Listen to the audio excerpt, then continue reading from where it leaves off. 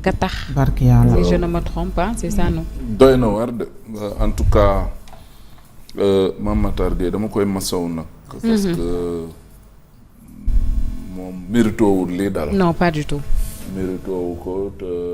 surtout xam nga li ci lu tax nattu bi xaw a diis moom mooy moom ca la muy xeex ci loolu la doom ja tàbbi. bu doon keneen la on peut comprendre mais ki nga xam ne yaa ko jur mu nekk sa doom yow li nga xam ne boobu ba léegi fu ne yaa nga ca lu ne yaa ngi ciy dugg à tes risques et périls menace lu ne gis nga ko ci teewut ca la nga nekk ci xar yàlla dikk ak nattam ne la yëf yaa nga noonu donc muy loo xamante ne ni lu metti la en tant que parent moi j'ai eu profondément mal quand j'ai vu ça parce que boo nekkee père de famille nga yor njaboot di daw suba ngoon ku dégg bëccëg guddaloo fanaanaloo lu ne yaa ngi koy def pour jox leen éducation bi gën lu ne yaa ngi koy def pour ñuy mën a lekk ba suur naan ba màndi daanaka qu'il pleuve ou qu'il neige toi tu es toujours là pour assumer tes responsabilités de père de famille xam nga boole ceeg def loo mënul sax ba ci biir di nga ko def uniquement pour faire plaisir à ta famille pour ñu bokk ci ñu baax ñu ñuy tudd ëllëg tey lii dal la donc voilà ça fait mal mais tamit man li ma koy wax rek mooy na ko muñ loo borom bi xam nga parce que nattu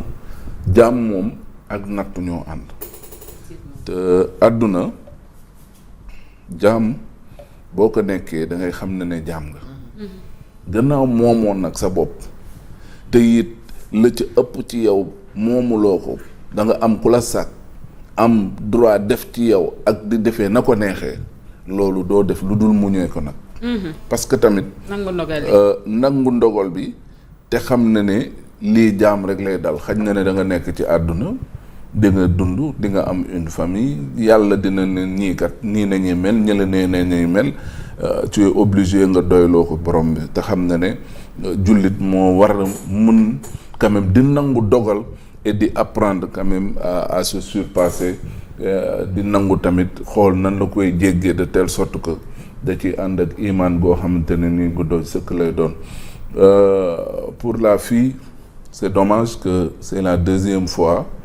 pratiquement muy indi papa ji au devant de la scène. Oui parce que ñu bëri sax dañu jàpp ni c'est deux personnes différentes mais apparemment non c'est la même fille. C'est la même je pense même qu'elle est fille unique elle si je ne me trompe pas. Bon mi ngi noonu et loolu moom Mame Matar bu mu jàpp ne quand même dafa mel ni ne xanaa moom rek la ko borom bi teg noonu non daanaka dans plusieurs familles. Tey il y a de ces sommités je te dis sur le plan international yoo xam ne mais buñ la waxee ci seeni doom mais da nga naan déedéet la preuve ki nga xamante ne kii moom lay ngorool noonu far wi ci boppam papam professeur d'université la un enseignant de surcroît. Un enseignant est un éducateur. Un enseignant doit donner le bon exemple. Il doit être un modèle. À côté, on te dit que ton fils est un vendeur ou à la limite un consommateur de cocaïne. Tu vois ce que ça fait. Donc, c'est dommage que njaboot moom da nga ciy def li ci war rek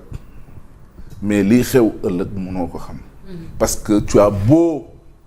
les transmettre des vertus,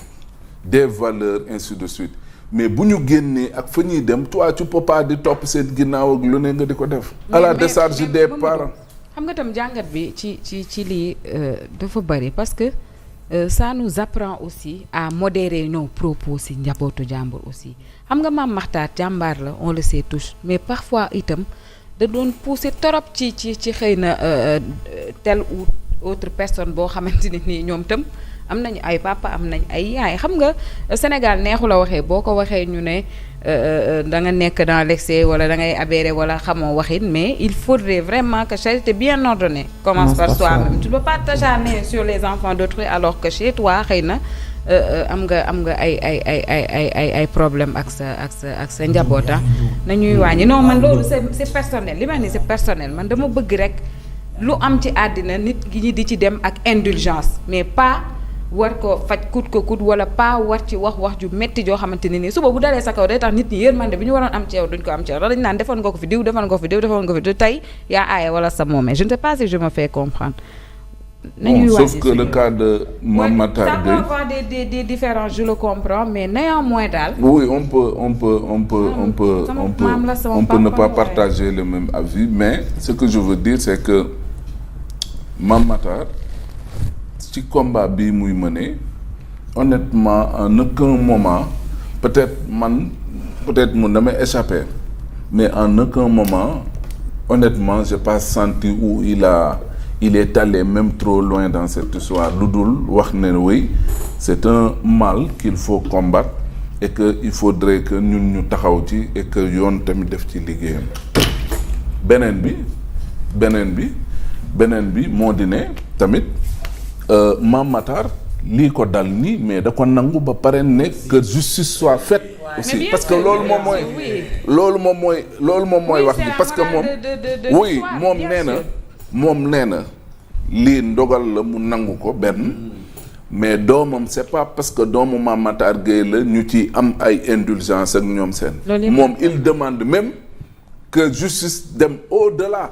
par rapport ak ñi mu doon teg ay doomu jàmbur ak moom mu taxaw ko di ko kaas je crois que honnêteté boobu noonu aussi et le fait que nangu lool noonu ba pare nangu ne doomam na tomber sous le coup de la loi da ci yoon def la mu ca war a def jàpp naa ne loolu quand même taxawaay la boo xamante ne ni bu am solo la kañ nga doon am problème mu taxaw fii jéem a peut-être défendre doomam wala di seetal doomam mais da ngay gis ne sax moom la mu gën a d'accord moom mooy na doom ji yoon dal ci kawam pour mu mën a bàyyi li muy def li parce que moom àndaanu ci du demander ay nit pour di yoon di dal seen kaw et que mu nekk doomam moom mu ci am peut-être 2 poids 2 mesures et je crois que loolu nit tamit loolu da ci am solo mu di dëggu gi mu di sincérité bi aussi pour que ñu xam ne véritablement lu muy combattre day dëgg ci moom et d'autant plus qu'il a dit même dans l'interview que woo na njabootam yëpp ne leen saa waay man lii ma nekk nii gis naa ci lu ne jëm nañ ma ci corrompre yónnee nañ ma ay jigéen dugal wax nañ ma ci alal lu ne mais dama bañ def profil ba jàpp sama njàmbur attendez-vous yéen à ce que demain ngeen nekk ñi nga xam ne nit ñi fa nañuy jaaree pour jéem nee na il les avait tous avertis et loolu tamit jàpp naa ne lu am solo la honnêtement wàccoo na ak li ko war jàpp naa ne ci par rapport ak justement ce combat qu'il mène et jàpp naa ne mooy loolu lu ci am solo maintenant man surtout pour ces gens yi nga xamante ni dañuy consommer de la drogue et ça c'est un plaidoyer que je voulais porter un consommateur de cocaïne boo ko yóbboo prison jël ko libéré waat ko dina ci dellu. Moi, je pense qu'ils ont plus besoin que ñu assister leen ci jéem a détoxiquer leen par rapport justement loolu nga xam te ne nii dañ ciy am xemmemteef te mën di ci dellu si. Et ça c'est l'aspect médical boo xamante ne nii jàpp naa ne et oui il y a des centres qui sont là yoo xamante ne nii justement ci loolu la ñuy liggéey pour les droguer ak ñoom seen nan la ñuy def ba mbir moomu kat dinañ ko mën a dindi seen yaram ba mu dañ et que du ñu amati xemmemteef quand même pour mën fa dellu. Cheikh Ahmad. man la non dama ko yërëm véritablement je me suis essayé un tout petit